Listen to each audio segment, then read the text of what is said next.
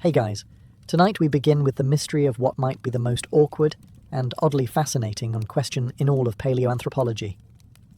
What was sex really like for Neanderthals? So, before you get comfortable, take a moment to like the video and subscribe. But only if you genuinely enjoy what I do here. And let me know in the comments where you're tuning in from and what time it is. It's always fascinating to see who's joining us from around the world. Now, dim the lights. Maybe turn on a fan for that soft background hum, and let's ease into tonight's journey together. You awaken to the sound of wind dragging frost across stone. The sun hasn't yet climbed above the distant ridge, and your breath rises in small puffs, visible even inside the cave. You're a Neanderthal, short, broad, strong, and built like someone who wins every wrestling match simply by standing still. Your world is cold, not in a poetic, emotionally distant way, literally cold. Glacial winds sweep through the steppe, and snow clings to every crevice. You wear the hide of a reindeer, not for fashion, but because it was either that or freeze your extremely important anatomy off. You didn't tan the hide yourself, of course. That was your mate's job, and they're better at not making everything smell like wet goat. Your hands are calloused from shaping flint, your knees ache from squatting over fire pits. And your hair? It's somewhere between mossy helmet and feral dog caught in a windstorm. Grooming is done with bone combs and occasional help from bored group members who may or may not be picking lice for fun. Your tribe is small. A dozen or so individuals, some old, some younger. You know them all by scent before sight.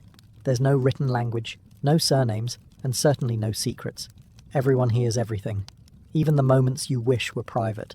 You live in a shallow cave that's dark, smoky, and damp. Not the seductive kind of dark, just the hope that mould isn't sentient yet kind. The hearth is the heart of it all. Food is shared, stories are gestured more than told, and sleeping arrangements are mostly dictated by who doesn't snore like a dying aurochs.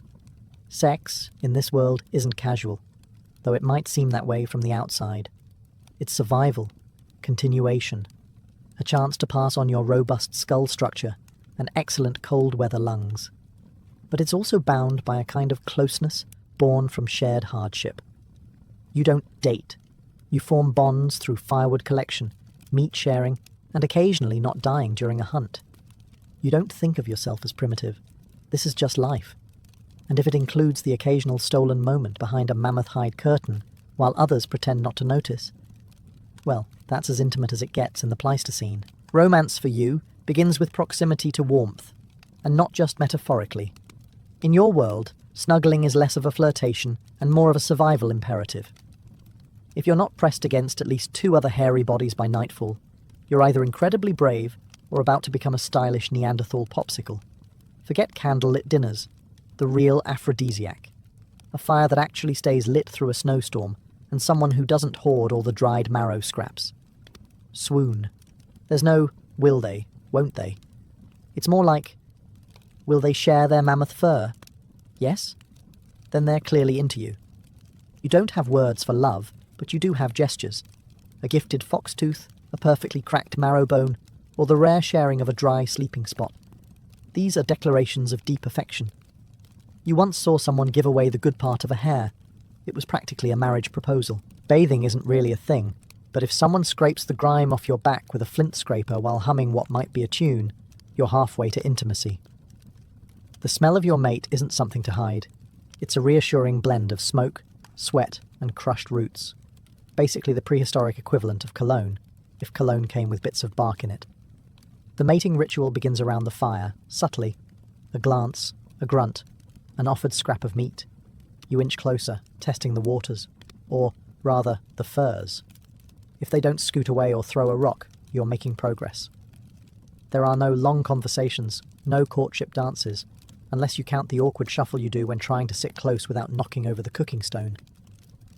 Yet somehow, it works. You've survived a winter together, and in your world, that's a commitment stronger than any spoken vow. And so you lie together, two steaming lumps in a sea of fur and bone, listening to the fire pop and someone in the back of the cave snore like a dying bear. It's not glamorous, but in the Ice Age, it's downright romantic. Love, for you, begins and ends with shared warmth, a steady fire, and the unspoken agreement not to steal the last piece of roasted marrow. Your tribe consists of about 12 individuals, give or take whoever didn't fall into a ravine this month. It's not a bustling metropolis. It's more like an uncomfortable family reunion that never ends. You don't swipe left or right. You just look across the fire and realise, again, that your only viable partner is the one who bit you last week over a rabbit thigh. This is the brutal math of prehistoric romance. Fewer people, fewer choices, higher chance your crush is also your second cousin. There's no shame in it, at least not yet.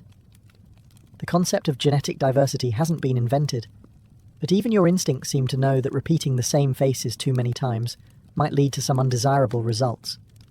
Which is why, when a neighbouring band visits during the warmer months, things suddenly get a little more flirtatious. You clean yourself up, which means scraping some dried gunk off your leg and shaking the lice out of your furs.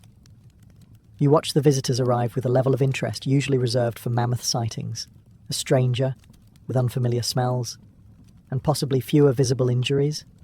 It's practically erotic. But let's not get ahead of ourselves. Competition is fierce. One look, one gesture, one slightly less terrifying facial expression can make the difference between mate and awkward fireside avoidance for the next 3 winters. Back in your own group, the options are cozy. You know everyone's habits. Who steals meat? Who snorts while sleeping? Who can't make fire without panicking? Love in a small tribe is less about sparks flying and more about managing low expectations. If someone doesn't actively insult your cooking or throw rocks when annoyed, they're a keeper. That being said, relationships form, sometimes out of necessity, sometimes out of routine, and sometimes, in the rarest of cases, because someone makes you laugh by mimicking a dying cave lion. It's the little things. Still, mating within such a tight circle comes with complications. Rivalries, jealousies, confusion over who's bonded with whom, especially when everyone sleeps in a pile and names are just different grunts. In a world this small, love isn't blind. It's just nearsighted and incredibly forgiving. You don't have a language. Not really. Not in the let's talk it out kind of way. You've got grunts, hand signals, facial twitches, and one very expressive eyebrow that somehow means both food and back off. It's a communication style built less on grammar and more on surviving long enough to grunt again tomorrow. Romance, as you might guess, is therefore an interpretive dance of vague noises and hopeful eye contact. You don't flirt with words, you flirt with posture. A subtle lean toward the fire, an offering of a slightly less burnt tuba, or a grunt pitched a little lower than usual. Think less Shakespearean sonnet, more enthusiastic throat clearing. You've tried to express feelings before, a thoughtful gift of moss, a shoulder pat that didn't accidentally dislocate anything. But emotions are hard to articulate when your vocabulary includes 5 vocalizations, one of which is reserved exclusively for falling rocks. Still, your tribe gets it. Somehow, amidst the roaring wind and snapping bones, they understand each other. One sharp grunt means danger. A soft cooing sound means you're trying to soothe a baby, or at least pretending it's not yours. And a long, low groan while staring at someone usually translates to, I find you acceptable in this dim, smoke-filled light. Arguments happen too, but they're fast and loud. A burst of flailing arms and intense glares. The upside is that once someone throws a stick, the conversation ends. Resolution by projectile. Surprisingly effective. But in this world of limited words, emotions still run deep. When your mate looks at you after a shared kill, blood on both your hands, soot on your face, and that unmistakable expression that says, you didn't completely ruin this hunt. That's affection. Maybe even love. Children learn by mimicking, not listening. You once watched a toddler try to seduce a rock with a leaf because they saw the grown-ups do it. It was oddly convincing. So yes, you live without complex language. But you make do with glances, grunts, and the occasional playful nudge that doesn't end in injury. You don't need flowery speech to find connection. Just warmth, shared food, and the mutual understanding that if anyone takes your mammoth rib, they're sleeping outside. You're holding a sharp rock. That's not a metaphor. It's literally a rock you've been sharpening all morning, with intense focus and vague sexual frustration. In your world, a well-shaped flint blade is not just a survival tool. It's an extension of your personality. Some say romance is dead. You say romance is shaped like a pointy scraper and stained with mammoth grease. When it comes to impressing a potential mate, tools are your flowers and poems. A hand axe with a good grip. That's seductive. A fire starter that only takes 3 strikes. Irresistible. You once saw someone craft a bone awl so delicately that it caused a minor love triangle and at least one minor stabbing. But it's not just the tools, it's what you do with them. Like carve designs into your arms with ochre and bone shards. No one told you to do this, and there's no gallery to showcase your work. You just know that if you don't have at least 3 strange patterns on your chest, you're basically invisible in mating season. These tattoos, assuming we can call them that without offending modern tattoo artists, don't really have meanings. Or if they do, everyone forgot. Maybe they once represented bravery, lineage, or successful hunts. Now they mostly mean, don't stab me, I'm cool. Of course, with all this artistry and expression comes tension. Not everything is peaceful in the cave of love. If someone uses your favourite scraping stone without asking, you may experience a rage not seen since the last hyena raid.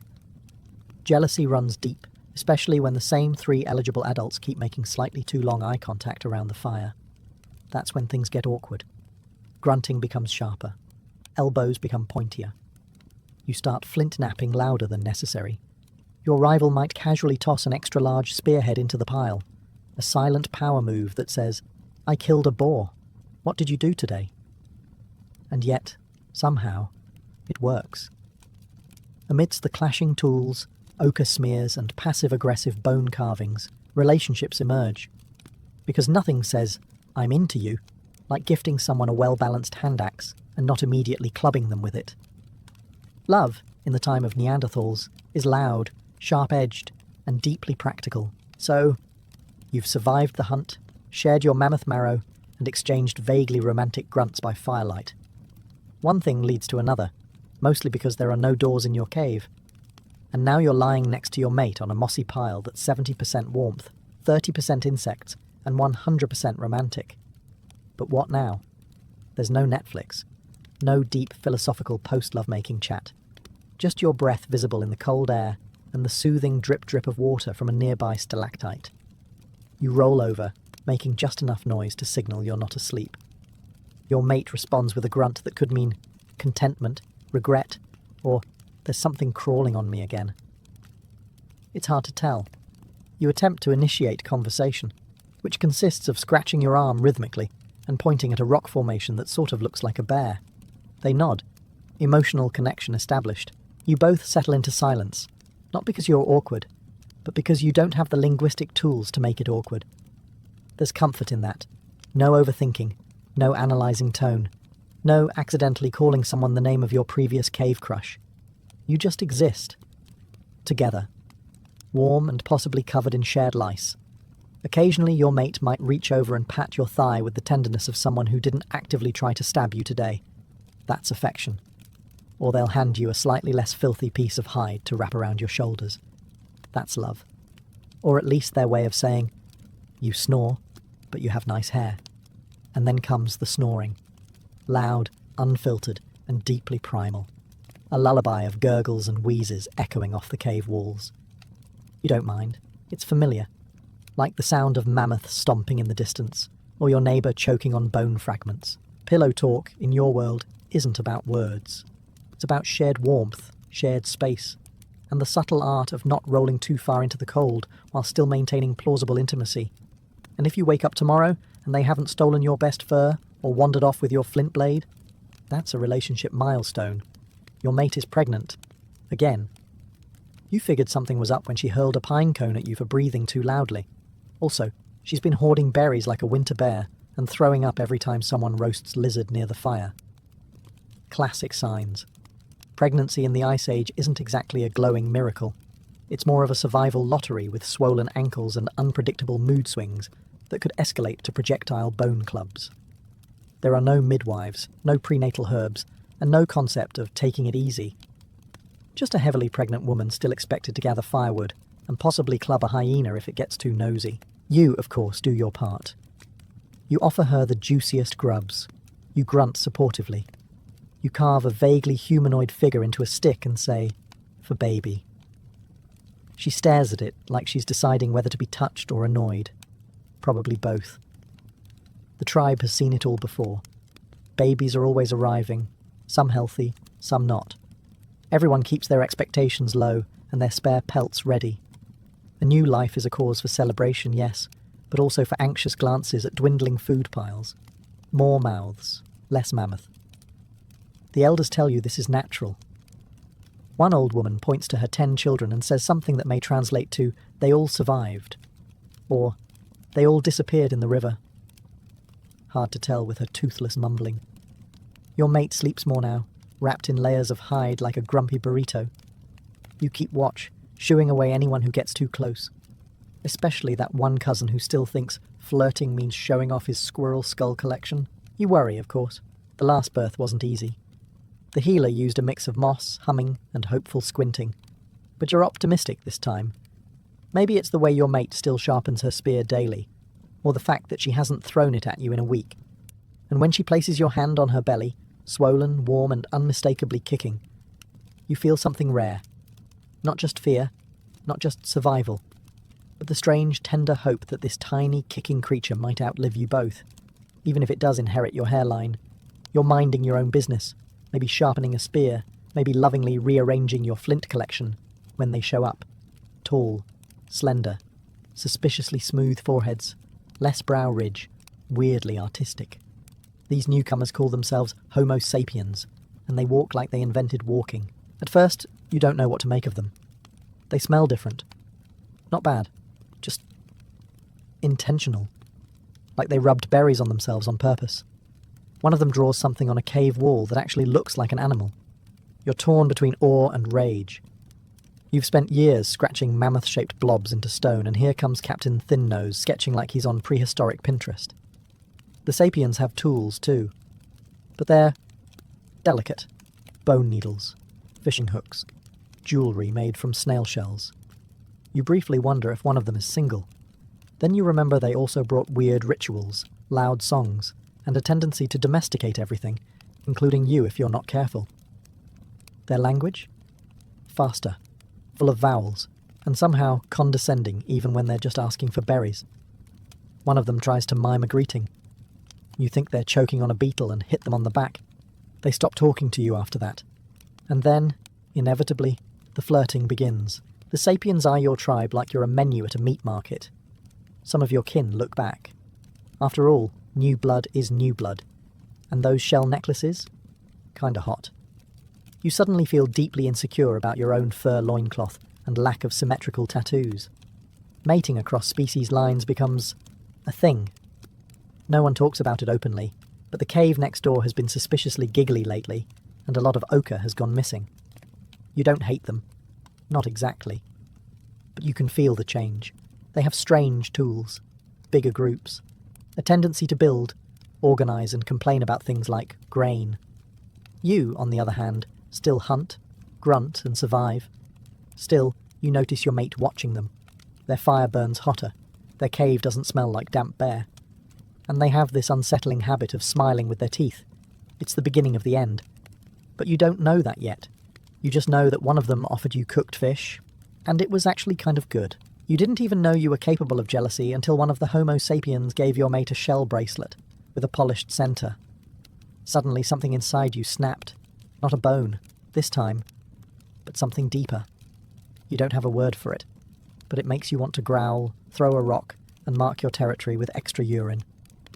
Your mate giggled at him. He's got smaller brow ridges, sure, and his pelt looks like it was washed in a stream that doesn't double as a urinal. But still. Giggling, you try to act cool. You casually sharpen your spear near them for 6 hours. You lift a heavy mammoth skull and flex unnecessarily. You cough loudly every time he speaks. Unfortunately, you have the social subtlety of a warthog with sunstroke. This strange new emotion, let's call it ugh feeling, spreads fast. One of your cave cousins throws a rabbit carcass at his mate after she compliments a sapien stone bead necklace. Another Neanderthal breaks a perfectly good spear over jealousy-fueled rage, then cries when he realises he has to recarve it. No one taught you how to deal with this. Your ancestors never had to compete with brainy, art-loving, smooth-talking cousins from the south. Back then, courtship was simple. Share meat, don't club each other, raise offspring until they can run from wolves. Now it's all mixed signals. Your mate smiles at you. But did she smile more at the guy who knows how to make fire without flint? You pat her head affectionately, and she recoils. Not because of jealousy, but because your hands still smell like fermented badger. One night you catch her and the sapien laughing at something near the fire. You ask what's so funny. She tries to explain. You don't understand. It stings worse than stepping on sharp bone. That's when it hits you. Homo sapiens invented jokes, and with them, jealousy. So, you storm off, sit on your rock, and sulk dramatically. It's not productive, but it feels right. You don't know it, but you've just participated in the first prehistoric emotional spiral. Congratulations. You've officially unlocked an exclusive feature of sentient life. Emotional torment. Now go punch a tree and pretend it helped. You used to think you looked good. Thick brow ridge, powerful jaw, a fur pelt that screamed, "I killed this myself." But that was before the Homo sapiens brought style to the valley. Suddenly, it's not enough to wear mammoth skin. Now it has to be draped. Now beads matter. Now everyone's asking if your leggings are sable or mud-dyed. And you're like, what's mud-dyed? While standing there wearing a squirrel pelt tied with sinew. The younger Neanderthals, traitors, are into it. One of them is braiding his hair with bird bones.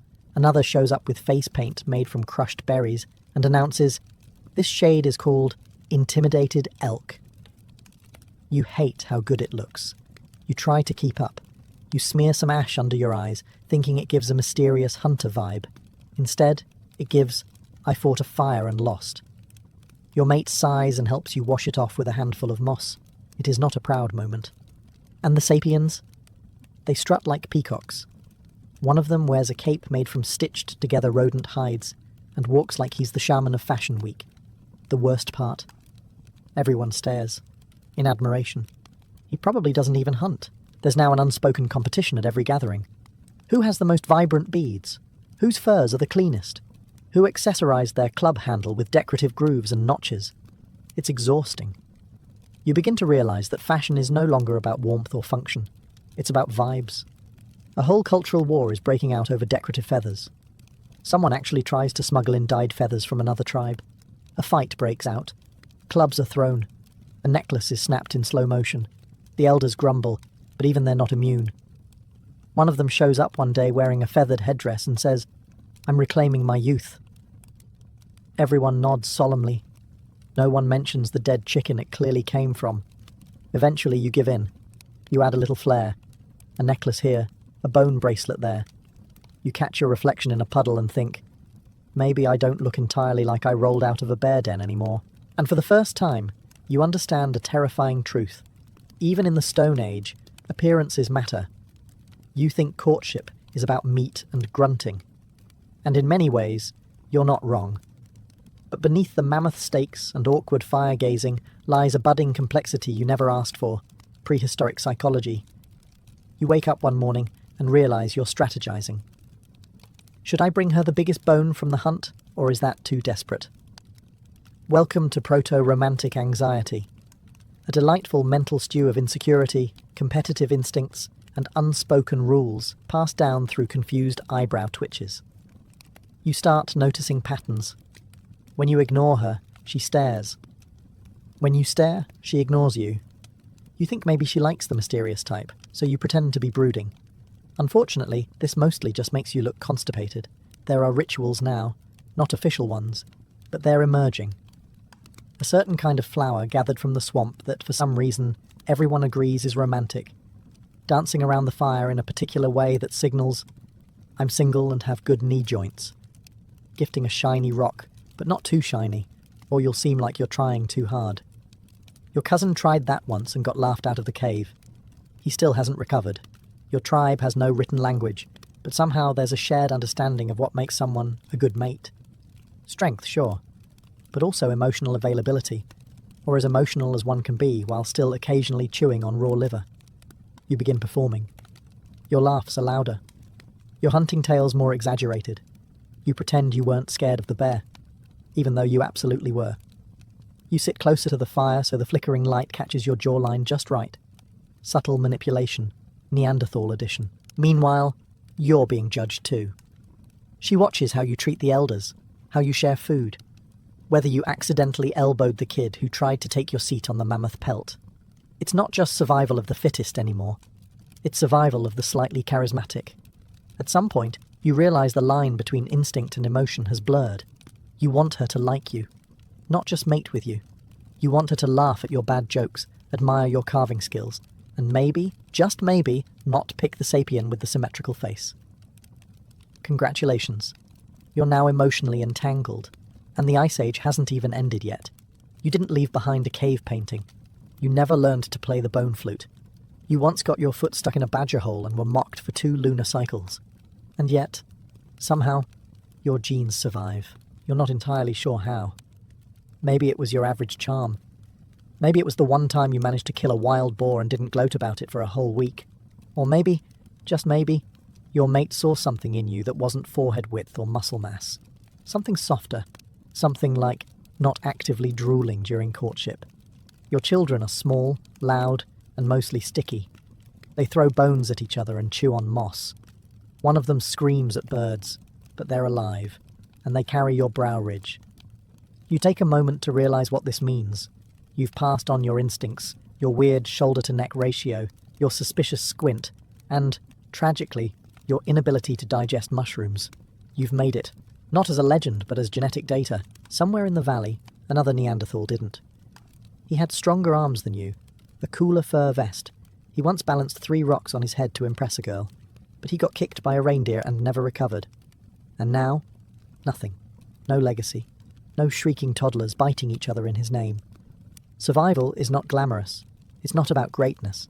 It's about not dying long enough to reproduce, and preferably doing so before being eaten by something with fangs. And you? You did that. Your mate is still by your side. She occasionally smacks you with a stick when you forget to share berries, but that's love in its purest form. You sit together by the fire one night, your cave clan sleeping in a pile behind you. You watch the stars and think, we existed, we mattered, sort of. You will never know the full impact of your DNA. That hundreds of thousands of years from now, a lab technician will spit into a tube and get a report that says 2.1% Neanderthal, likely responsible for broad nose and inability to fold fitted sheets. You don't need a monument, you are the monument. Well, you and the 47 descendants currently stealing your mammoth pelt. You don't notice it at first, just a few missing faces around the fire. A hunt that brings back less meat, a strange stillness in the trees, like the forest knows something you don't. Then the whispers start. Well, gestures really, since nobody has invented whispering yet. The sapiens are moving in, more of them, with sharper tools, taller spears, smaller jaws but bigger plans. Your tribe shrinks. Not from battle, but from something worse. Outbreeding. Your best hunters are now shacking up with smooth-chinned Homo sapiens, seduced by their symmetrical skulls and suspiciously white teeth. One even brings back a bread thing. You pretend not to care. You eat it anyway. You try to hold the tribe together, but the signs are everywhere. Fewer children look like you. The brow ridges are getting dainty. Someone builds a round hut. Someone else paints a horse with 3 legs. Standards are slipping. The old ways are fading. You and your mate sit quietly by the fire. She looks tired. Not old, just done. She used to run faster than deer. Now she watches your children, and theirs, chase each other with sticks that have been polished. You miss the rough sticks. They had character. The weather shifts. The animals migrate differently. Plants you used to gather are gone. Even the mammoths seem over it. You hear stories from the mountains. No Neanderthals left up there either. You nod. You've heard that before. One night, a sapien child calls you uncle. It's meant with affection, but it hits like a club to the chest. You realize your name will not survive. Your voice, your stories, your precise technique for cracking marrow bones, all gone. And yet, you're not angry. Just resigned. This is how it ends. Not with a war drum, but with a whimper and an awkward shared campsite. You take one last walk through the valley. Your valley. The one where you cracked your first joke. Fell in love. Taught your son to throw a spear. You crouch beside a stream and splash your face with cold water. You look up. A sapiens child stares back. Wide-eyed. Curious. His mother calls him. He runs. You vanish into memory, but your blood does not. You, a once grunting, fire-hoarding, mammoth-hunting legend, are now a data point. A fascinating mystery to modern Homo sapiens who spend more time sitting in chairs than squatting in bushes. They peer into your bones with lasers. They argue about your mating habits on the internet. They make documentaries with dramatically whispered narrations about you, even though they still can't agree if you went extinct or just merged romantically. Archaeologists brush your skull fragments like they're holding the Holy Grail. One of your molars lives in a museum display case with climate control. A single tool you chipped from flint is in someone's thesis titled Cognitive Symbolism in the Mysterian Era. You never wrote a word, and yet somehow you're published. They wonder what you ate, mammoth stew. How you bathed, you didn't. And what your love life was like, complicated. They map your genes in massive computers and then post about it on social media. A tech bro in California now proudly tells women at parties that he's 3% Neanderthal. You're not sure if it's helping him. Artists paint you over and over again. Sometimes you're noble and muscular, gazing into a prehistoric sunset. Other times you're portrayed like a hairy potato with arms. You never asked for this fame, but you got it anyway. Posthumously, of course. Even stranger, you're trending. In memes, in debates, in awkward dinner conversations. People fight over whether you are human enough, as if humanity were measured in credit card debt and the ability to microwave soup. They want to know if you had religion, if you believed in an afterlife, if you worried about your hairline. You, meanwhile, once spent an entire afternoon figuring out how to not die from eating a green frog. But here's the wild part. You did matter. You shaped them. You left traces in their blood, their brains, their dreams. A flicker of your defiance, your tenderness, your absurd little superstitions. It's all still rattling around in them somewhere. So if you could say one thing to your very distant, very confused descendants, maybe it would be this. You were never meant to last forever, just long enough to be remembered. You, the grunt speaker, the flint napper, the lover of mammoth marrow and occasional tree-staring contests. You are gone. And yet, not really. Your bones may be buried beneath sediment and sheep dung, but fragments of you walk the earth every day. In elbows that jut just a bit too far, in noses built for colder air, in tempers that flare over nothing more than someone eating the last piece of meat. Scientists call it genetic legacy, you'd call it stubborn survival. Modern humans carry pieces of your DNA like weird ancestral luggage, up to 2% of their genome, to be exact. That's enough to slightly affect their immune system, their sleep cycles, and apparently, their risk of depression. You were a whole mood, it turns out. You, whose language was mostly grunts and side-eyes, are now spoken about in university lectures with words like hominin divergence and introgressive hybridization. You'd think they were describing a new kind of fungus. But no, they're talking about you. You who once mistook a snapping turtle for a hat.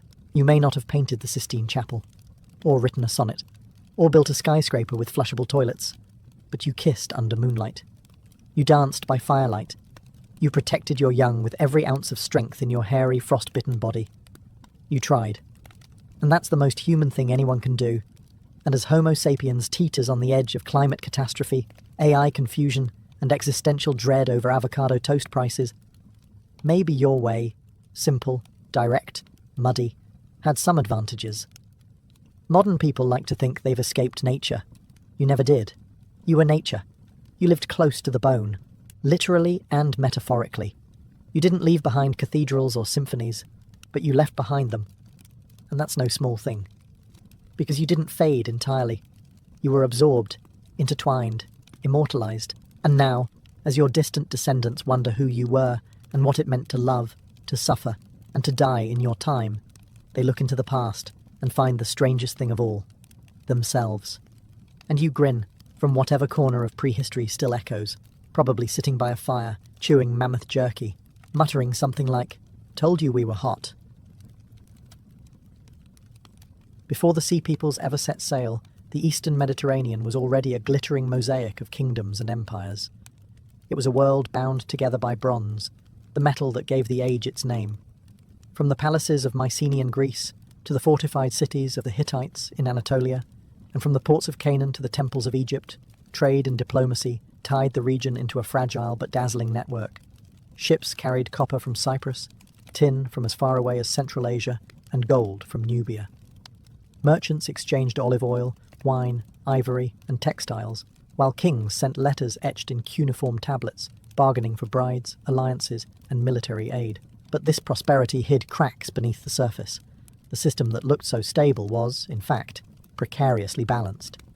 The great empires depended on long-distance trade for their very survival.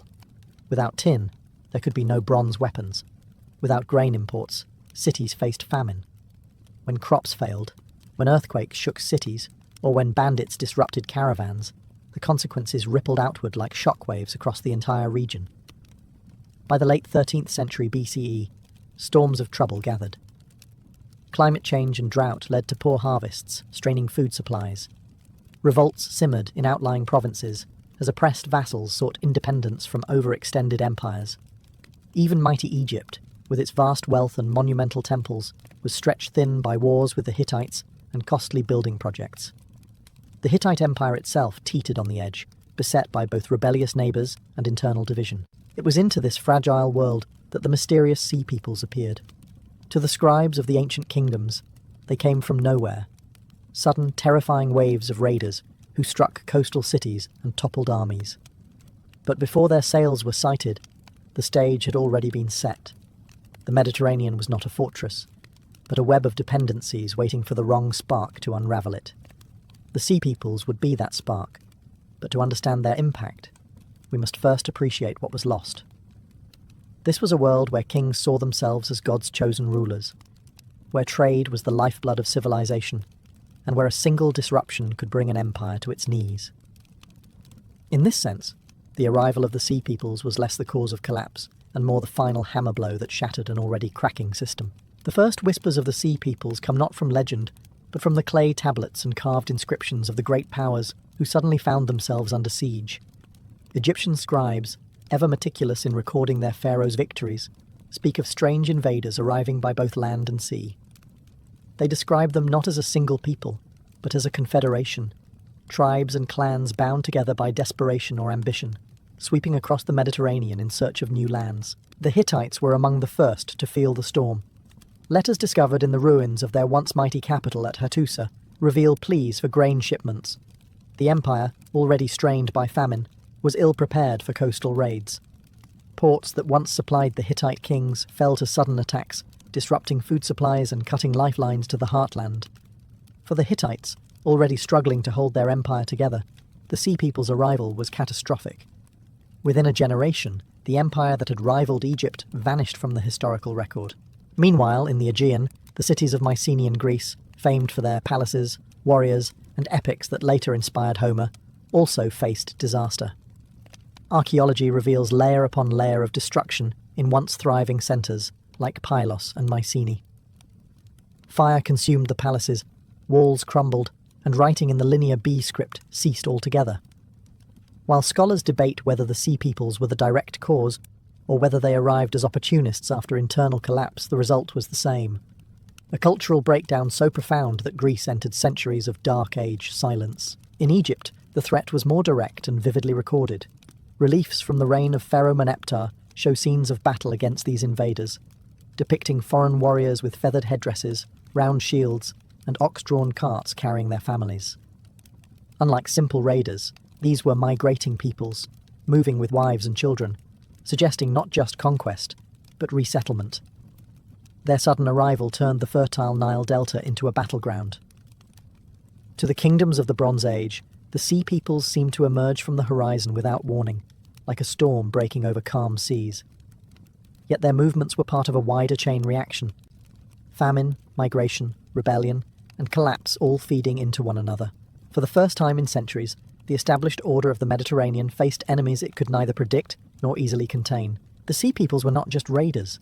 They were a symptom of a world already unravelling, and their appearance signalled that the age of kings and palaces was nearing its end. The great mystery of the Sea Peoples is not only what they did, but who they were. Ancient sources name them with cryptic labels: Shurden, Shekelesh, Peliset, Danayan, Jekka, and others.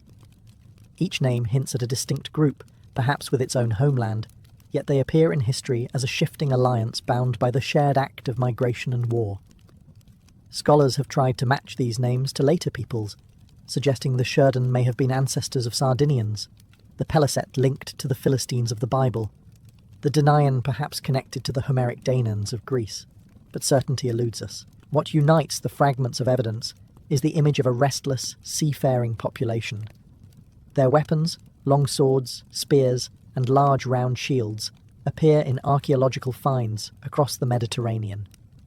Their helmets, often depicted with plumes or horns, set them apart from the armies of Egypt or the Hittites. They were not simply mercenaries. Though some were hired as soldiers in foreign armies, many came as migrants with wives, children, and livestock in tow. This detail suggests desperation, a mass displacement rather than mere raiding. Why did they move? Here, history blurs into speculation. Some argue climate change and famine pushed them from homelands in the Aegean or Anatolia. Others point to the fall of Mycenaean palaces, which may have expelled warriors and their dependents into the wider Mediterranean. Still others suggest political upheaval forced entire communities onto the seas. Whatever the cause, their movement was no mere trickle.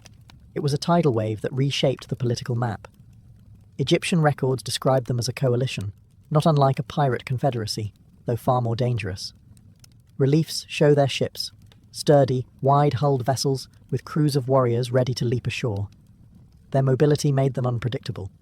They could strike a coastal town, vanish into the horizon, and reappear hundreds of miles away.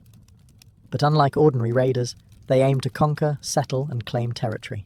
To the Bronze Age empires, the Sea Peoples embodied chaos. They had no single king, no permanent capital, and no fixed borders. This made them nearly impossible to defeat permanently. Even if one band was crushed in battle, others continued their march, driven by hunger, opportunity, or sheer momentum. In truth, the Sea Peoples remain an enigma. We know them only through the desperate accounts of the civilizations they attacked. And in those records, they are not individuals, but a storm, an unstoppable force that swept across the Mediterranean and left only ruins in its wake. By the dawn of the 12th century BCE, the movements of the Sea Peoples had escalated from raids to full-scale campaigns. The pattern was always the same: swift arrival, sudden devastation, and the collapse of cities that had stood for centuries. Archaeology across the Mediterranean bears silent witness to their passage: charred ruins, toppled walls, and abandoned palaces. In Anatolia, the Hittite Empire, once one of the great powers of the Near East, fell shockingly fast. Cities along the coast, crucial for supplying the empire with grain and trade goods, were hit hardest. Ugarit, a bustling port city in modern-day Syria, provides a chilling snapshot of the chaos. Letters found in its ruins plead for urgent military aid. The enemy ships are already here. Our cities are burning. No rescue came.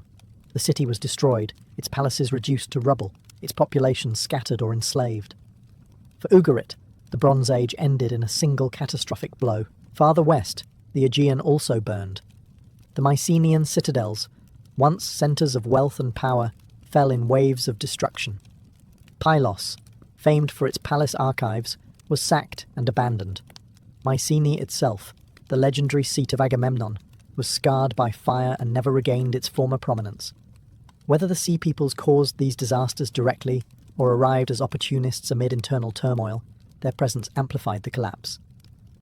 The great warrior kings of the Mycenaean world vanished into myth, leaving behind little more than epic poetry to preserve their memory. Even Egypt, the most enduring of the Bronze Age kingdoms, was shaken. Under Pharaoh Meneptah, inscriptions describe a great battle in which the Sea Peoples and their allies attempted to invade the Nile Delta. Reliefs depict chaos on the water: Egyptian ships clashing with foreign vessels, arrows raining down, and enemy warriors tumbling into the Nile. Though Egypt claimed victory, the struggle revealed the scale of the threat. These were not mere raiders, but organised forces capable of challenging one of history's greatest civilizations. Everywhere they went, the Sea Peoples left more than ruins. They left fear, instability, and an enduring sense that the old order could no longer protect its people. The world of palaces, scribes, and kings was crumbling under the weight of fire and sword. The campaigns of the Sea Peoples were not isolated acts of violence. They were shockwaves that rippled across the Mediterranean, accelerating the collapse of an interconnected world. And for the survivors, The question became not how to rebuild, but whether rebuilding was even possible. If the Sea Peoples toppled kingdoms across the Mediterranean, Egypt was their final and fiercest challenge.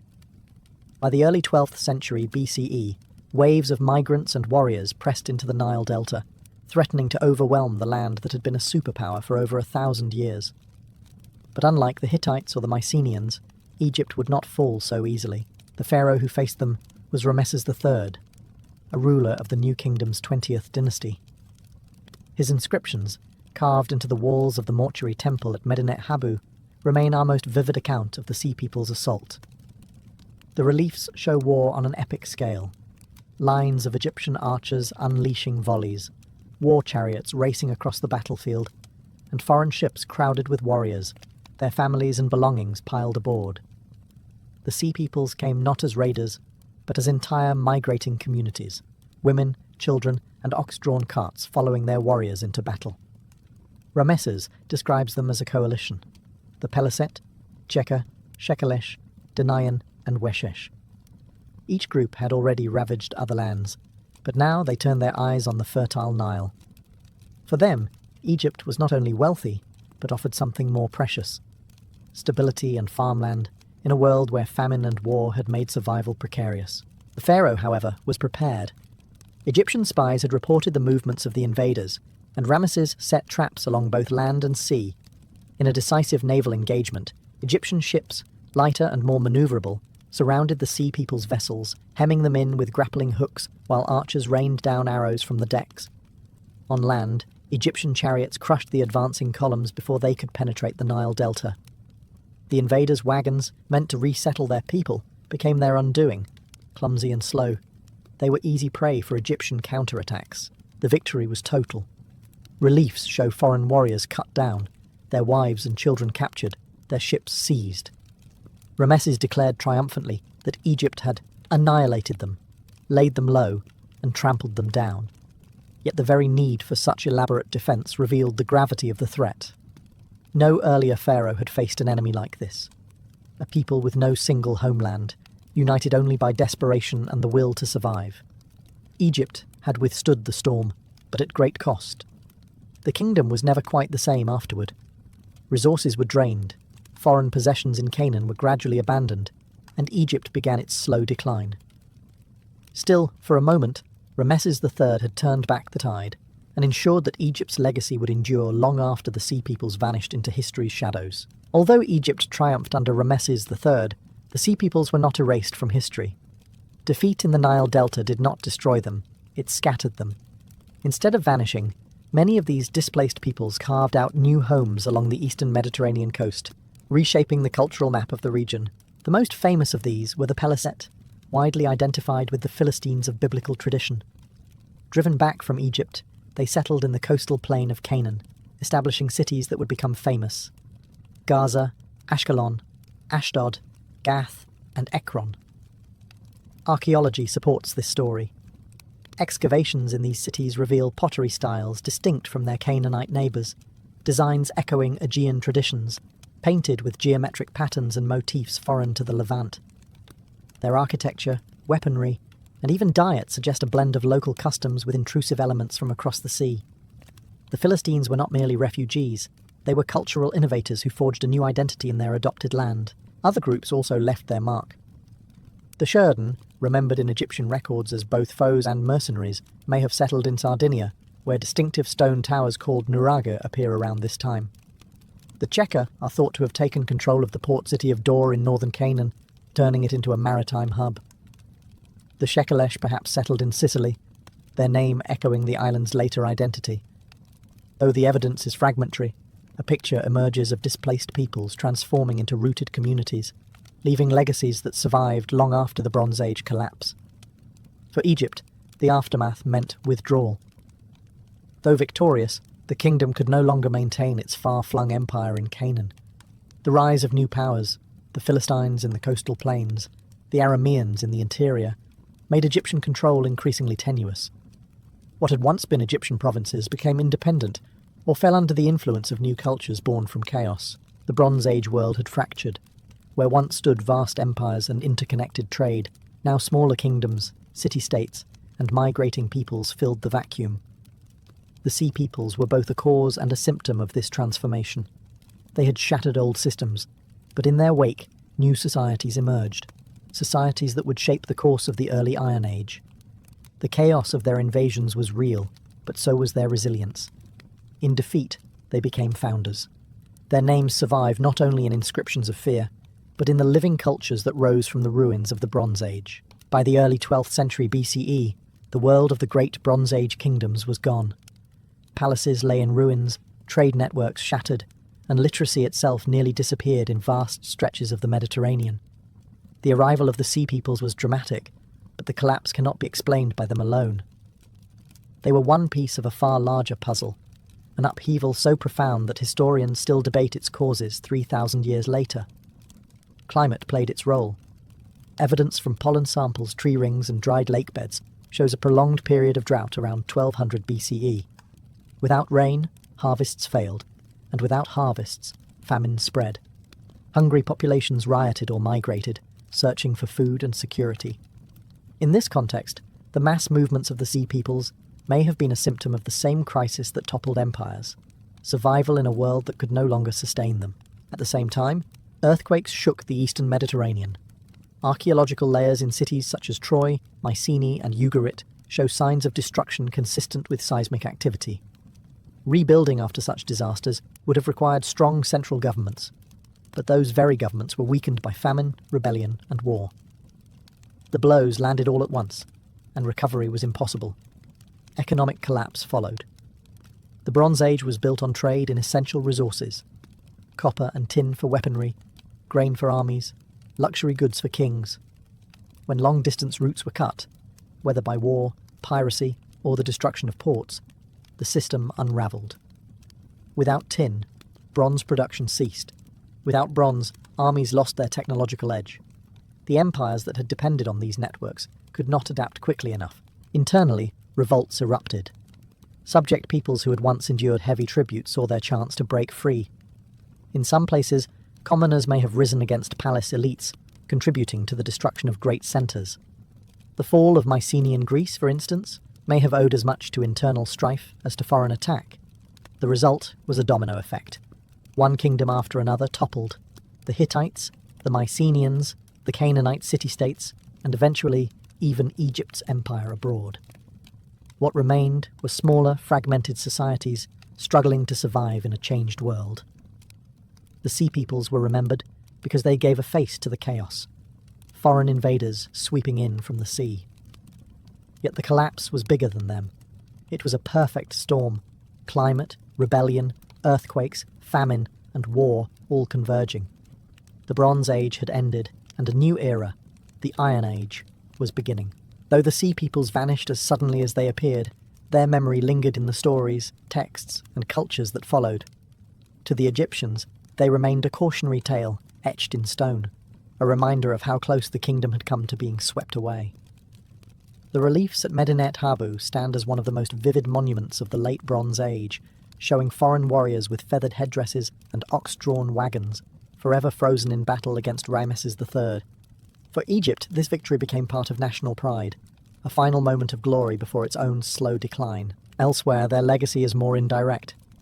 The Philistines, likely descended from the Peliset branch of the Sea Peoples, became one of the most formidable groups in the biblical narrative. From their new cities in Canaan, they clashed repeatedly with the Israelites, giving rise to tales that still resonate today. The legendary duel of David and Goliath is often framed as an Israelite triumph over Philistine might, echoes of the larger cultural memory of outsiders who arrived by the sea. Greek traditions may also preserve distant echoes. The Homeric poems speak of upheaval, migrations, and returning warriors from Troy who found their homelands destroyed. While not a direct reference, the cultural trauma of the Bronze Age collapse may have fed into these myths, embedding the Sea People's shadow into the foundations of Greek storytelling.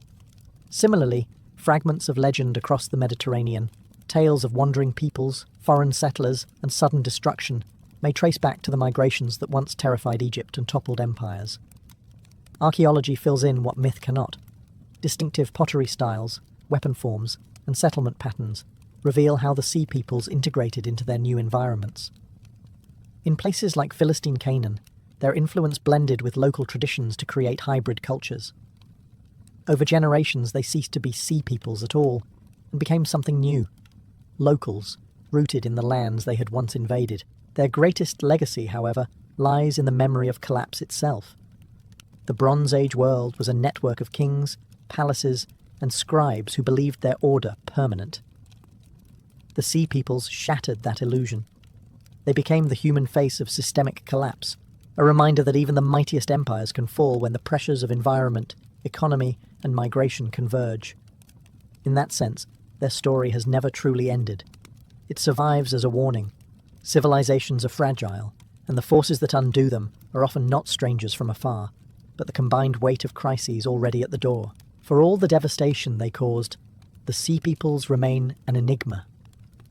We know them not through their own words, but through the desperate accounts of those who fought them. Egyptian reliefs, broken cuneiform letters, and layers of destruction in ruined cities are the fragments from which historians have tried to reconstruct their identity. Yet questions linger. Were they exiles from collapsing palaces in the Aegean? Climate refugees fleeing famine in Anatolia? Pirates, mercenaries, or migrants seeking new lands? The truth may be that they were all of these at once, a shifting confederation of peoples bound by shared necessity. This uncertainty has only fueled fascination. Unlike the Egyptians or Hittites, the sea peoples left no empire, no archives, no monuments. They were remembered not as rulers, but as destroyers, the faceless storm that swept away the world of the Bronze Age. In this sense, they belong to that rare category of historical actors who shaped an era without leaving their own voice behind. They remind us that history is often written by the survivors, and that entire peoples can fade into silence once their role has been played. Yet their influence endures. The collapse they accelerated gave birth to the Iron Age, when new powers emerged from the rubble. The kingdoms of Israel and Judah, the Phoenician traders, the Arameans, and eventually the Greeks, all rose in the vacuum the sea peoples helped create. Even Egypt, though weakened, adapted to survive in a new world. In this way, the chaos they embodied also cleared the ground for renewal. Their story has modern resonance too. The sea peoples were migrants in an age of crisis, pushed by famine and instability to seek survival elsewhere. Their arrival destabilized fragile states, toppled empires, and transformed entire regions. It is a reminder that human movement, especially on a large scale, can be as powerful a force in history as armies or kings. Behind the carved reliefs of battle, we glimpse families in ox-drawn carts, carrying all they had into the unknown. In the end, the sea people stand as both destroyers and creators. They ended one age and helped forge another, leaving behind more questions than answers. Their sails vanished over the horizon more than 3,000 years ago, but their shadow still falls across history. A reminder that civilizations, no matter how mighty, are never eternal. Long before the name of Alexander echoed across continents, Macedon was seen as a rough, half-barbaric kingdom sitting on the edge of the Greek world.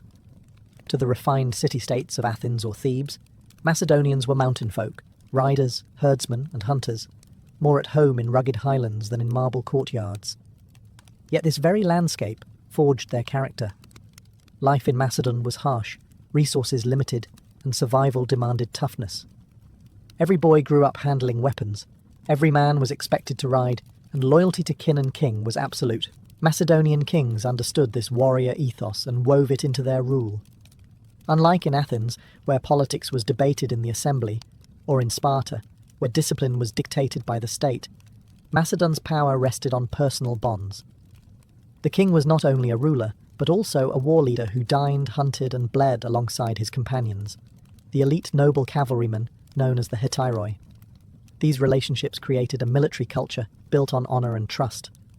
Fighting was not just duty, it was a way to prove loyalty to the monarch and win glory for the clan. Still, Macedon was not isolated.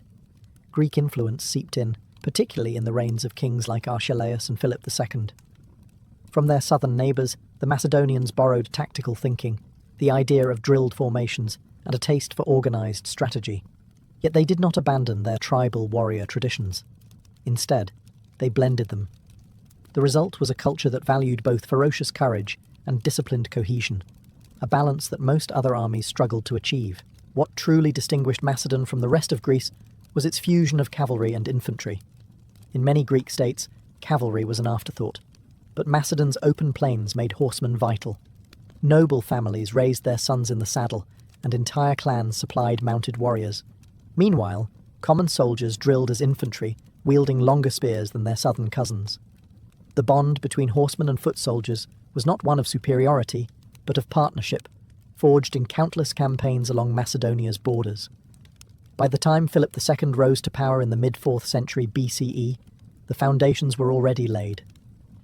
Macedon was a society where warfare was not occasional but constant, where men lived with weapons close at hand, and where military service defined identity. What outsiders dismissed as barbarism was in truth a crucible, one that would produce an army unlike any the ancient world had ever seen. The Macedonian phalanx was the cornerstone of Macedon's military revolution, but it was not simply a copy of the hoplite formations used by southern Greeks. Philip II, father of Alexander the Great, took a familiar concept and pushed it to its absolute limit, creating a war machine that was both terrifying and nearly unstoppable. The traditional Greek hoplite fought in close ranks, armed with a round shield and a spear barely 2 meters long. In contrast, Philip armed his infantry, the pegotyroi, or foot companions, with the sarissa, a pike that could reach 5 to 6 meters in length. The sheer size of this weapon gave Macedonian soldiers a reach advantage that no enemy spear could match. When a phalanx lowered its sarissas in unison, it created a bristling forest of spear points, 5 or 6 rows deep, capable of skewering any force that tried to charge it head-on. Of course, such a weapon was heavy and unwieldy. To handle it, Macedonian soldiers carried smaller shields strapped to their shoulders, freeing both hands to grip the massive spear. Their armour was lighter than that of the traditional hoplite, sacrificing some protection for agility and endurance. Training was relentless, drilling in tight formations, learning to advance and retreat as a single body, and practicing how to keep their sarissas levelled even under pressure. The phalanx was not just a collection of men, it was a living wall of iron, each soldier locked into position by the discipline of the unit. The strength of the Macedonian phalanx lay in unity. A single man could not wield the sarissa effectively, but hundreds moving together created an impenetrable barrier. Enemies who tried to break the lines were impaled before they could get close. Cavalry found it nearly impossible to charge into such bristling pikes. Even veteran hoplites, who had prided themselves on their own phalanx tactics for centuries, found themselves outmatched by this innovation. But Philip's genius was not only in designing the sarissa phalanx, it was in making it the centerpiece of a combined arms strategy. The phalanx fixed enemy forces in place, holding them with its unbreakable wall of spears. Then, at the decisive moment, Macedonian cavalry or lighter troops could strike the flanks and finish the battle. The phalanx was both shield and hammer, a tool of dominance that turned Macedonia from a backwater into the master of Greece. This was more than just a formation. It was the beating heart of Macedonian military culture.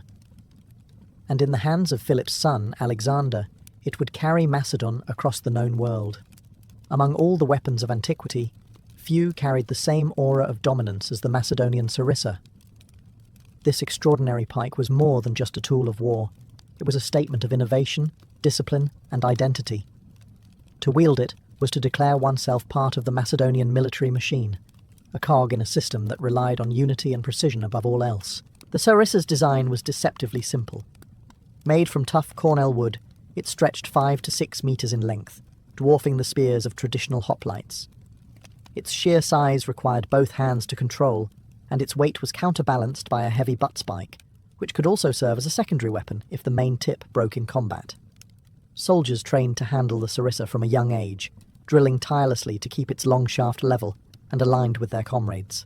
The weapon's strength came not from the individual, but from the phalanx itself, where dozens of spearheads projected outward in an impenetrable line. On the battlefield, the sarissa transformed how enemies perceived Macedonian armies. An approaching phalanx looked like a moving forest of steel. Horses balked at charging into it, and infantry who dared to advance were skewered before they could even swing their swords. To face such a wall was to confront death in its most orderly form, relentless, disciplined, and terrifyingly efficient. Yet the sarissa was not invincible. Its unwieldy length made it difficult in broken terrain or at close quarters. But this was precisely where Macedonian military culture shone.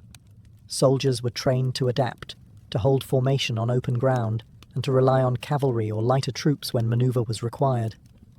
Philip II understood that the sarissa worked best as part of a larger system, and he ensured that his army combined the phalanx with flexible units that could exploit weaknesses.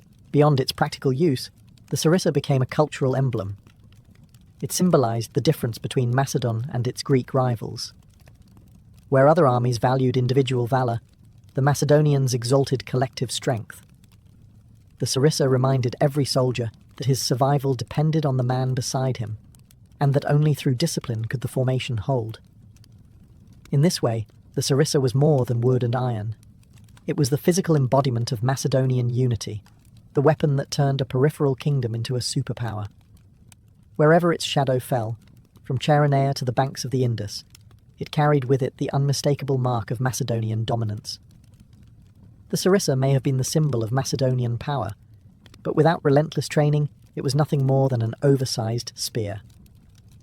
The true strength of the Macedonian army came from its discipline, a quality drilled into every soldier by a system of training that was both demanding and revolutionary.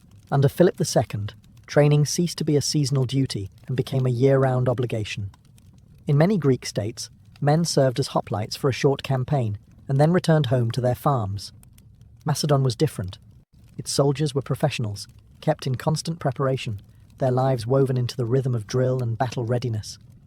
This shift created not just an army, but a permanent warrior class loyal to the king. Daily exercises honed their ability to wield the enormous sarissa in tight formation. Soldiers marched in step, practiced lowering and raising their pikes on command, and drilled in maneuvers that demanded absolute synchronization. If even a few men broke ranks, the phalanx could collapse. Thus, every soldier understood that discipline was survival. Officers enforced this ruthlessly, punishing slackers, rewarding excellence, and ensuring that no one forgot the stakes of failure. Training extended beyond the phalanx itself. Macedonian armies included light infantry, archers, and cavalry, all of whom had to work in concert. Soldiers rehearsed complex maneuvers in which phalanx formations pinned down the enemy, while cavalry prepared a devastating flank charge. Coordination was everything. An undisciplined force could never achieve such harmony, but the Macedonians drilled until these maneuvers became second nature. Physical endurance was another cornerstone. Soldiers marched long distances with full kit, accustomed to carrying their sarissas, shields, and provisions over rough terrain. Campaigns often took them far from home, and the army had to move swiftly despite its heavy equipment. The training ensured that fatigue would not break their cohesion when battle came. This discipline fostered an army that was not only effective but also loyal. Soldiers knew that their skill set was unique, their bond with comrades unbreakable, and their position in society elevated. Fighting for the king was not just duty, it was identity. In return, the king rewarded them with spoils of war, land grants, and honour, reinforcing their loyalty. The Macedonian military culture was thus built on a paradox: fierce individual warriors moulded into a collective machine. It was this discipline, born of constant drill and hardened by trust, that made the phalanx and its sarissas an unstoppable force. If the Macedonian phalanx was the anvil, then the cavalry was the hammer. No part of Macedonian military culture better embodied loyalty and elite status than the hetairoi, the king's companions. These horsemen were not common soldiers, but nobles, bound to the king by ties of blood, friendship, and shared glory. Their role in battle was decisive, and their bond with the ruler gave the Macedonian army a personal character, unlike any other in the ancient world. The companions rode powerful horses bred on the Macedonian plains, trained for speed and shock. Unlike Greek cavalry, which often harassed enemies with javelins, the hetairoi specialized in direct charges. Armed with long lances and clad in armor, they struck with the full weight of horse and rider, smashing into enemy lines where the phalanx had fixed them in place. Few armies could withstand such a coordinated assault, first pinned by a forest of sarissas, then broken by a thunderous charge of cavalry. Training was as strict for the horsemen as for the infantry. Riders drilled constantly in maintaining formation at speed, wheeling and pivoting as a unit. The king himself often rode among them, leading charges personally. This was more than symbolism. In a society where loyalty to the monarch was paramount, the sight of the king at the front inspired devotion and courage. Companions were expected to follow him, not only into battle, but into death if necessary. The relationship between the king and his companions was as much social as military. They dined together at royal banquets, hunted side by side, and shared the spoils of conquest. This intimacy fostered a culture where battlefield loyalty was inseparable from personal friendship. It also allowed the king to keep the nobility close, ensuring their power was tied to his success. Beyond the elite cavalry, Macedon also fielded lighter horsemen, scouts, raiders, and flankers who complemented the companions' shock tactics. Together, these forces gave the Macedonian army unmatched flexibility. Where the phalanx was unyielding, the cavalry was swift. Where the infantry held the line, the riders delivered the killing blow. This dual strength, an impenetrable infantry wall combined with devastating cavalry charges, was the hallmark of Macedonian warfare. It was a balance few other armies achieved, and it reflected the culture of Macedon itself. A kingdom where every class, from farmer soldier to noble rider, was bound together by war and by loyalty to the king. The genius of Macedonian military culture was not just in the sarissa, or the companions, but in the way Philip II, and later Alexander the Great, wove all elements of the army into a seamless whole. Where other states relied on one dominant arm, Macedon perfected the art of combined arms warfare, ensuring that infantry, cavalry, and specialists worked together in coordinated harmony. At the centre stood the phalanx. Its unbreakable wall of sarissas fixed the enemy in place, forcing them to commit their strength frontally.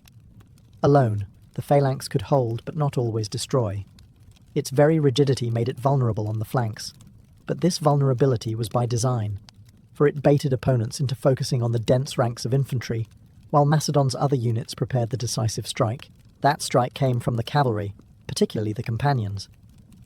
Once the enemy was locked in combat with the phalanx, the king and his horsemen swept around the sides, delivering a crushing charge into exposed flanks or rear. Battles such as Chaeronea in 338 BCE showcased this strategy brilliantly. While the phalanx absorbed the Greek coalition head-on, Philip and Alexander led devastating cavalry maneuvers that shattered enemy lines. Supporting these two main arms were a variety of specialized troops. Hypaspists, elite infantry who guarded the vulnerable junction between phalanx and cavalry, could move more flexibly than the heavy pikemen. Light infantry, peltasts, archers, and slingers harassed foes, disrupted enemy skirmishes, and provided cover for the slower phalanx. Engineers and siege specialists also became a standard part of Macedonian campaigns, allowing the army to storm fortified cities that had once seemed impregnable. The brilliance of this system was its adaptability. Macedonian commanders did not see their army as a single blunt instrument, but as a toolkit, with each component supporting the others. In open battle, the phalanx held while cavalry delivered the killing blow. Against irregular foes, light troops took prominence. In sieges, engineers and disciplined infantry led the assault. The key was coordination, drilled into the soldiers through endless training and enforced by a clear chain of command centered on the king.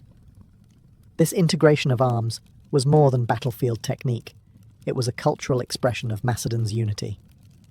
Every class, from common farmer infantrymen to noble cavalrymen, had its role. Success depended not on isolated heroics, but on collective precision.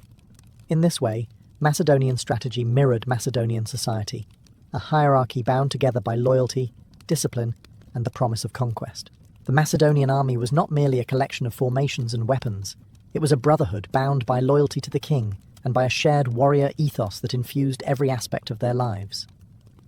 Unlike many Greek city-states, where military service was a civic duty limited to citizens, Macedonian identity itself revolved around being a soldier.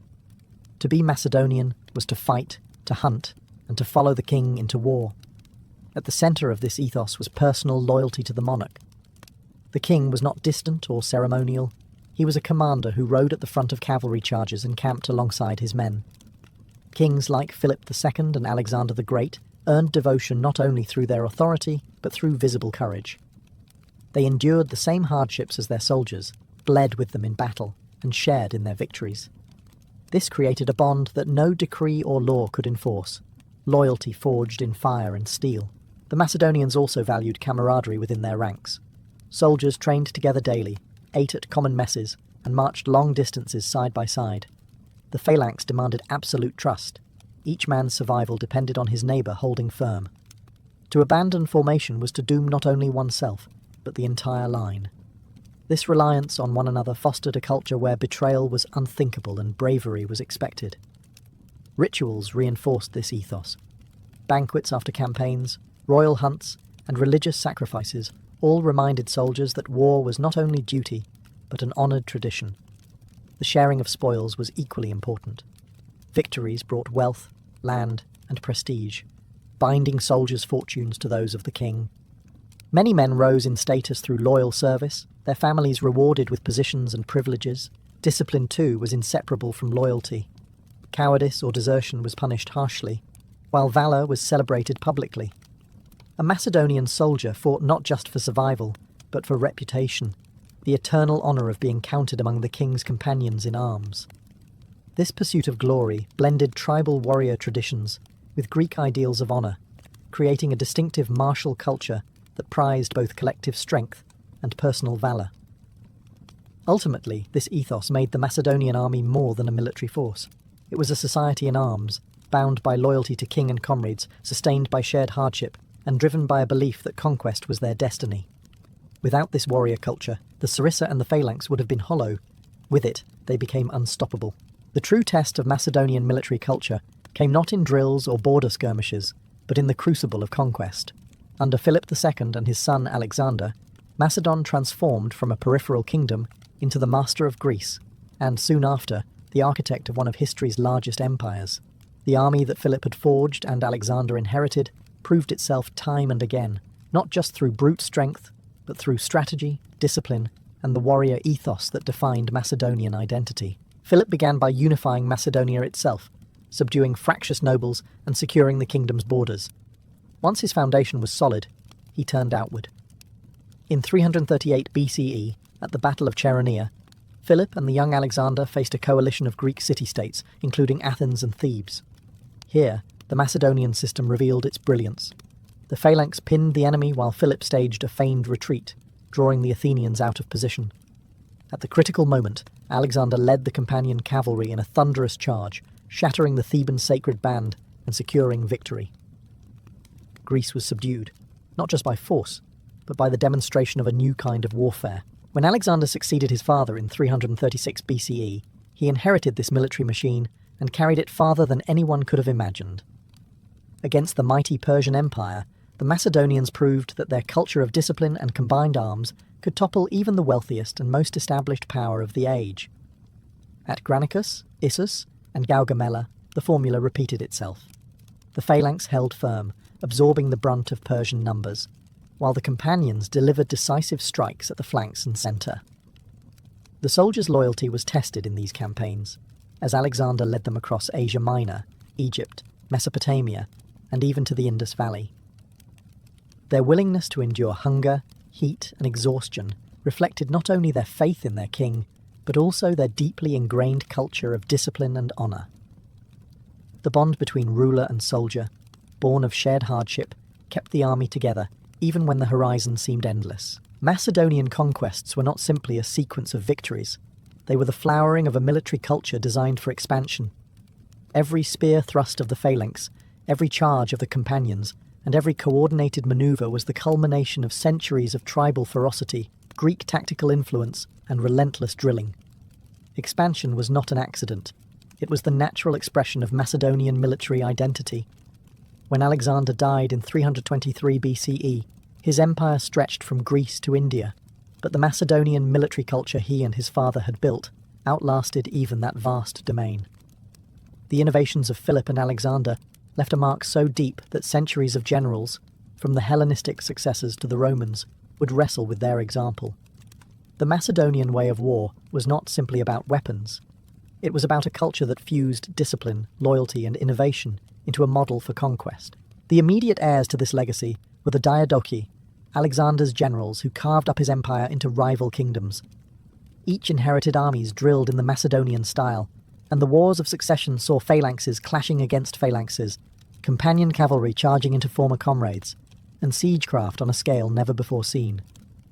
Though fragmented, these armies carried forward the traditions of Sarissa, phalanx, and combined arms, proving that the Macedonian system was not tied to a single king, but had become a transferable institution of power. Even beyond the Hellenistic world, the shadow of Macedon loomed large. The Romans, who eventually absorbed the Greek kingdoms, studied the Macedonian phalanx carefully.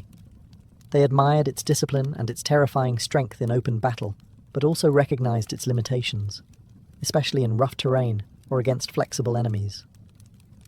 The Roman legion was, in part, an answer to the phalanx, adopting its professionalism and discipline, but favouring versatility over rigidity. In this way, Macedonian warfare indirectly shaped Rome's rise to dominance. Culturally, the Macedonian military became a model of the warrior state. Its ethos of loyalty to a charismatic leader, its emphasis on collective discipline, and its blending of tribal courage with tactical sophistication created a blueprint that echoed through later ages. For centuries, the image of the phalanx advancing with a forest of sarissas remained one of the most iconic symbols of military might. Yet perhaps the greatest legacy of Macedonian military culture was psychological. It proved that a so-called backward kingdom could, through reform, training and innovation, outfight the most established powers of its age. It showed that discipline could magnify numbers, and that unity could overcome wealth and tradition. The Macedonian army was more than a force. It was a lesson in what a society can achieve when its culture of war becomes its defining identity. In this way, even as kingdoms fell and empires shifted, the spirit of the Macedonian phalanx lived on, etched into the strategies of generals and the memory of history itself. Sappho was born around 630 BCE on the island of Lesbos, a jewel of the northeastern Aegean. Though small, Lesbos was renowned for its fertile lands, lively trade, and flourishing cultural scene. It was a place where music and poetry were woven into daily life, and this artistic environment shaped Sappho from the very beginning.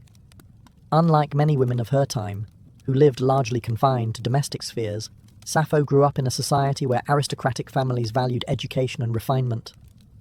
Her privileged background gave her access to learning, performance, and the literary traditions of Greece. The world into which she was born was turbulent. The archaic age of Greece was an era of city-states experimenting with governance, warlords consolidating power, and poets finding their voices in a society that increasingly valued song and public performance. While male poets like Homer and Hesiod had already laid down epic foundations, Sappho's voice emerged from a different register.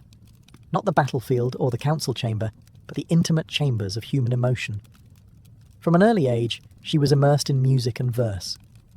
Poetry at this time was not simply written, it was sung, performed with the lyre before audiences both small and large.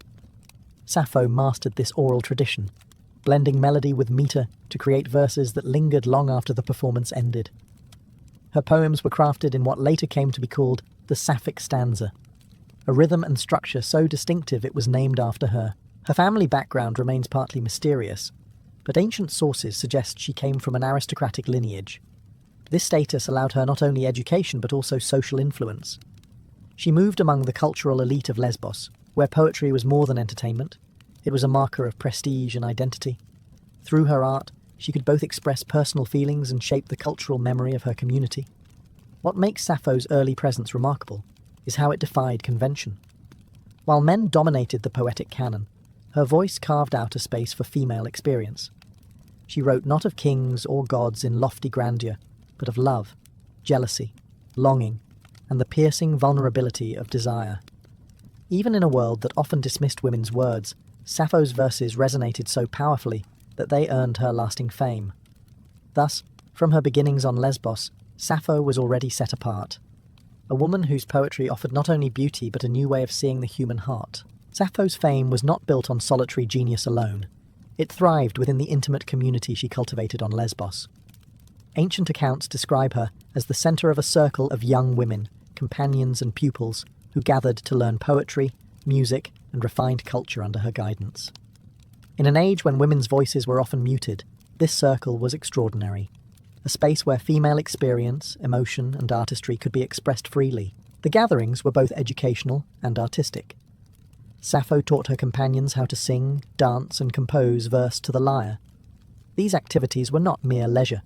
They were essential elements of aristocratic upbringing, training women to participate in ceremonies, festivals, and the social rituals of their communities.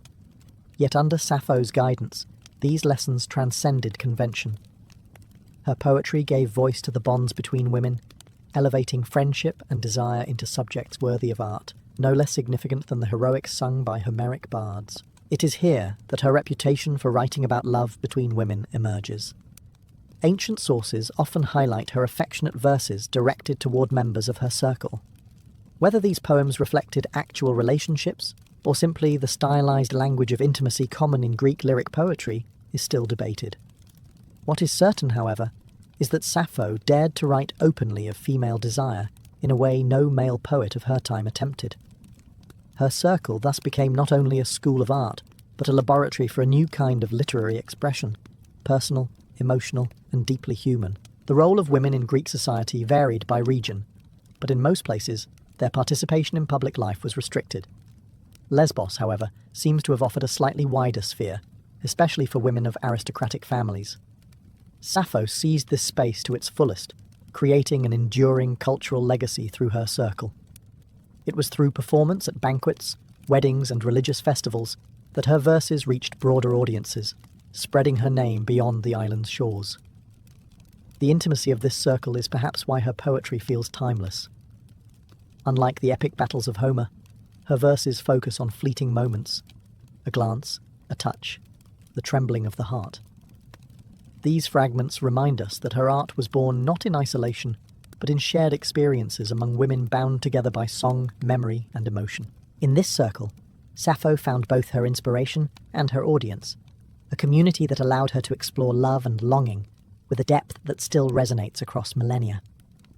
What sets Sappho apart in the grand tapestry of Greek literature is the subject matter of her poetry. While Homer sang of war and Hesiod of gods and labour, Sappho turned her gaze inward, to the realms of love, longing, and desire. She captured not the clash of armies, but the tremor of the heart, when one person looks upon another with admiration, envy, or yearning. Her work offered a radical shift in perspective, that the personal could be poetic, that the stirrings of affection could stand as subjects as powerful as any tale of heroes. Her surviving fragments reveal a remarkable sensitivity to human emotion. In one famous passage, Sappho describes the torment of watching a beloved speak to another. Her voice falters, her tongue breaks, her skin flushes, her ears ring, and her vision blurs. This is not divine myth, but the raw physicality of desire, universal, relatable, and painfully human. Even stripped of context, her words pulse with immediacy, allowing readers across millennia to feel what she felt. Her poems often invoked Aphrodite, goddess of love and beauty, as both patron and confidant. The divine presence in her verses was not remote or abstract. Aphrodite appeared as a figure who listened to prayers, comforted aching hearts, and even playfully intervened in mortal affairs of passion. By linking her own experiences to the goddess, Sappho elevated her feelings into the realm of the sacred. Love, she implied, was not trivial but divine, a force capable of reshaping lives as powerfully as war or politics. Equally striking is her attention to detail. She wrote of flowers, garlands, perfumes, and the sound of song, painting scenes of sensory richness that anchored emotion in the material world. This use of imagery made her work resonate in ways few poets could match. A mere glance at a lover's dress or the scent of garlands could become the spark for a poem that endured for centuries. Sappho's willingness to write about female desire also set her apart. While men celebrated love affairs with women or boys, Sappho gave voice to women's emotions, sometimes directed toward other women in her circle. Whether these verses reflected real relationships or stylized art, they carried a boldness unmatched in her time. In choosing love as her subject, Sappho redefined what poetry could be. She revealed that the deepest truths were not always found on the battlefield, but in the quiet, trembling moments of the heart. Even the most celebrated figures of antiquity were not immune to political upheaval, and Sappho was no exception.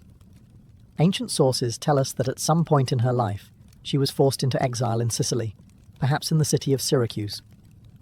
The exact reasons remain uncertain, as with so much of her biography, but historians suggest that political turmoil on Lesbos, possibly factional disputes among aristocratic families, drove her from her homeland. Exile was not uncommon in the turbulent world of archaic Greece, but for a poet whose verses were so deeply rooted in community and intimacy, such displacement must have been a profound wound. Her exile highlights a paradox of her life. On one hand, she was a woman whose art was cherished, performed, and celebrated. On the other, she was vulnerable to the same instability that swept away nobles and commoners alike. To leave Lesbos was to be severed from her circle of companions, the very heart of her inspiration. In her surviving fragments, we catch echoes of this loss, lines that speak of longing for home, of separation from beloved companions, and of the sorrow that distance brings. Though the fragments are incomplete, they carry the unmistakable tone of a poet wrestling with absence and yearning. This period also reinforced Sappho's resilience. If exile stripped her of security, it did not silence her voice. In Sicily, her reputation was such that her presence was remembered for generations. Later writers even claimed that the people of Syracuse honoured her with a statue, testimony to the reach of her fame beyond her native island.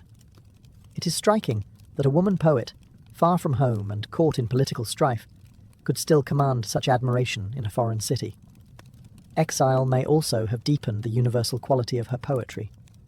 Removed from the intimate setting of her circle, her verses gained a broader resonance. Themes of separation, longing, and the fragility of human ties were not just personal. They reflected the instability of her times, when wars, migrations, and political rivalries constantly tore communities apart. Though she eventually returned to Lesbos, exile left its mark. It shaped her voice, adding layers of sorrow and endurance to her celebration of love and beauty. Her struggles remind us that even in antiquity, the poet's life was not only about song, it was also about survival in a world where fortune could change with the wind. Sappho's poetry may survive today only in fragments, but in antiquity, her reputation was nothing short of legendary. She was celebrated not merely as a talented woman, but as one of the greatest lyric poets of Greece, an equal to Homer in renown, though her subject matter was worlds apart from his.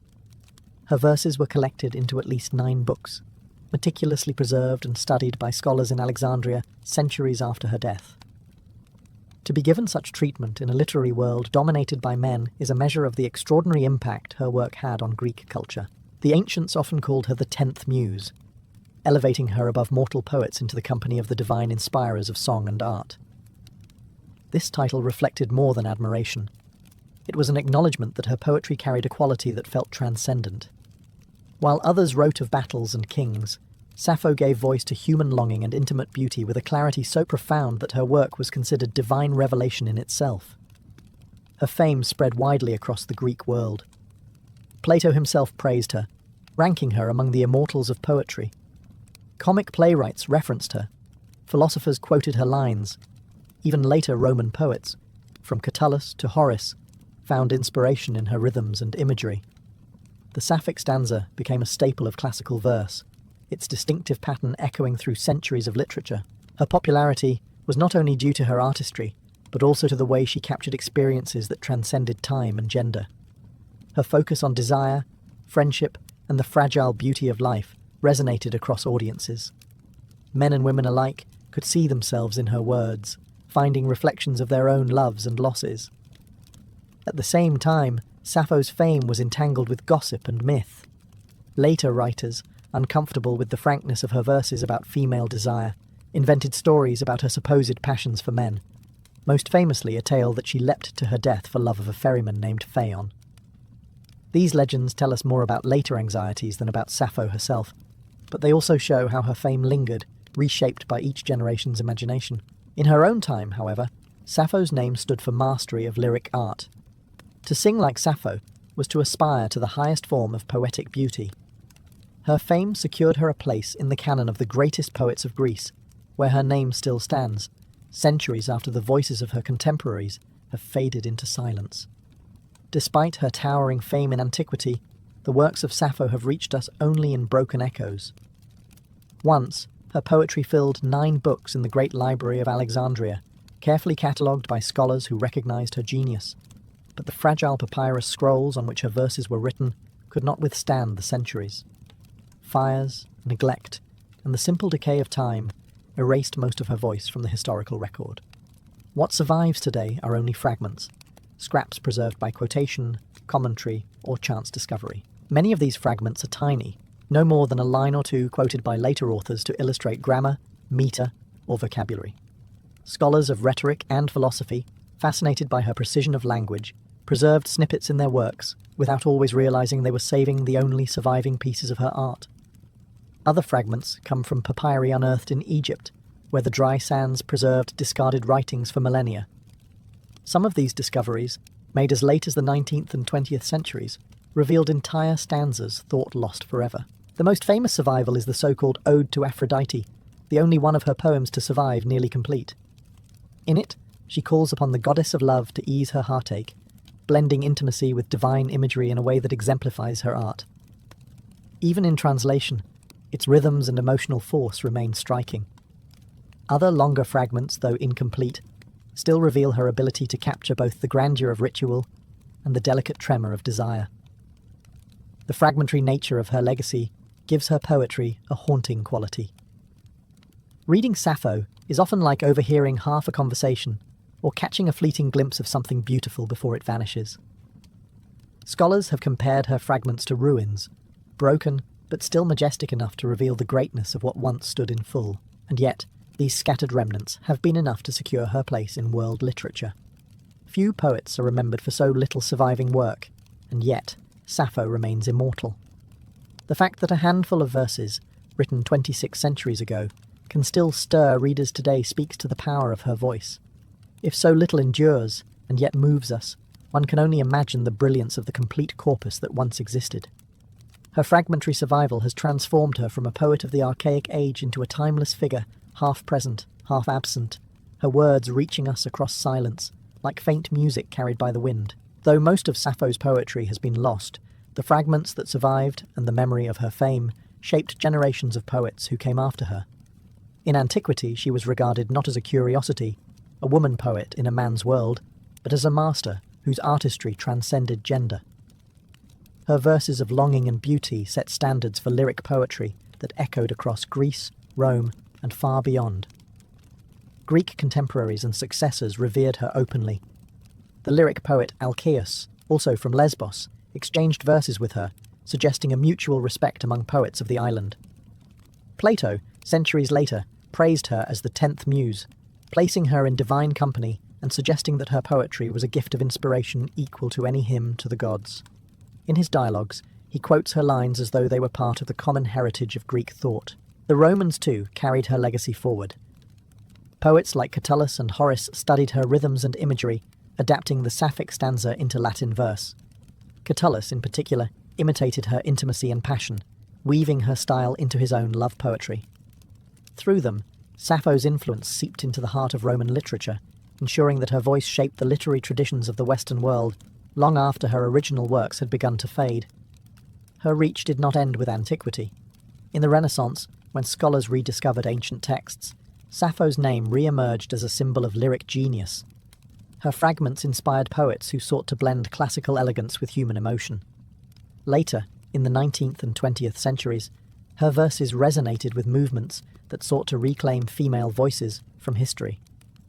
Writers and poets, particularly women, looked to Sappho as both inspiration and proof that female artistry had deep roots stretching back to the ancient world.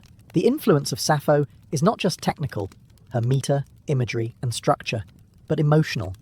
She demonstrated that poetry could capture the immediacy of love and loss, the shiver of desire, and the fragility of beauty. Later poets, who dared to focus on the personal, from the Romantics to modern lyricists, followed in the path she had carved. Thus, though her words survive only in fragments, her influence is whole.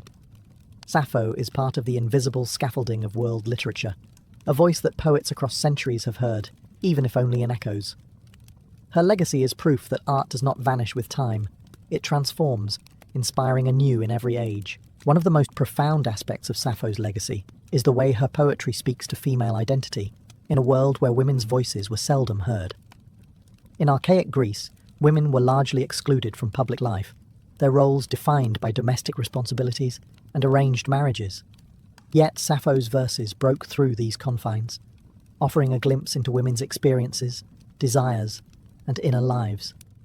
She showed that the female perspective was not only valid, but also capable of producing some of the most enduring poetry of the ancient world. Her focus on love between women has made her an enduring figure in discussions of gender and sexuality. While male poets often wrote of desire directed toward boys or women from a distanced perspective, Sappho's verses brought a startling intimacy to the subject. She described the sensation of longing, the pang of jealousy, and the thrill of beauty with immediacy that made her readers, ancient and modern, feel as though they were overhearing a personal confession. This was revolutionary, to suggest that women's emotions and relationships were as worthy of art as any heroic battle. Later generations often struggled with this aspect of her work. Some ancient commentators attempted to downplay or erase the female-centered nature of her poetry, inventing tales of her passion for men to explain her verses. Yet despite these distortions, her identity as a poet who wrote powerfully about women's experiences endured. In modern times, this has made her a symbol of queer history, celebrated for giving voice to female desire in a way that transcends centuries of silence. Beyond sexuality, Sappho also reshaped what it meant to be a female artist. She proved that poetry was not only the domain of men, and that women could not only participate, but excel at the highest levels. Her work stands as a rare survival of a female perspective from antiquity, a reminder that even in societies where women were marginalised, they still found ways to create, to teach, and to leave lasting marks on culture. In Sappho's hands, female identity was not confined to silence or invisibility. It was expressed in song, in longing, in beauty, and in fragments that still speak today. Her poetry reminds us that the human heart, whether ancient or modern, male or female, beats with the same rhythms of desire and vulnerability. Sappho's voice, though preserved only in fragments, continues to echo across time. Few figures from antiquity embody the paradox of presence and absence as vividly as she does. On one hand, she was hailed as the 10th muse, praised by Plato, imitated by Roman poets, and canonized in the great library of Alexandria. On the other, the majority of her poetry has been lost, leaving us with incomplete verses, shattered pieces of a once great whole. And yet, even these fragments carry such power that they have secured her immortality. Her legacy is threefold: literary, cultural, and personal. Literarily, she reshaped the very boundaries of Greek poetry. By focusing on the intimate rather than the epic, she proved that the emotions of the heart could inspire works as lasting as tales of gods and heroes. This redefinition influenced generations of poets, from Catullus to Emily Dickinson, who drew from her style of lyric intensity. Culturally, she became a symbol whose meaning shifted across centuries. In antiquity, she was revered as the pinnacle of lyric poetry. In the Middle Ages, her reputation was clouded by rumour and misinterpretation, as later commentators struggled with her frank depictions of desire. In the modern era, she has been rediscovered as both a queer icon and a feminist precursor, her verses celebrated for voicing experiences that patriarchal traditions sought to suppress. Every age has found something new in Sappho, adapting her to its own struggles and aspirations. On a personal level, her fragments still move readers because they are raw, vulnerable, and timeless. When she writes of trembling at the sight of a beloved, or of the agony of absence, she strips human experience down to its essence. The fact that we can feel her emotions across a gulf of 26 centuries shows that some truths never age. Love, jealousy, longing, these remain as vivid today as in the sunlit courtyards of ancient Lesbos. Sappho's enduring legacy lies not in what was lost, but in what remains. Her incomplete verses are like broken statues. Even in ruin, they radiate beauty. She reminds us that art need not be whole to be eternal, and that the human heart, once captured in poetry, can outlast empires, religions, and entire civilizations. Though history has silenced many voices, Sappho still whispers, fragmentary, fragile, but indelible. Her words continue to stir hearts, proving that even in absence, presence can endure.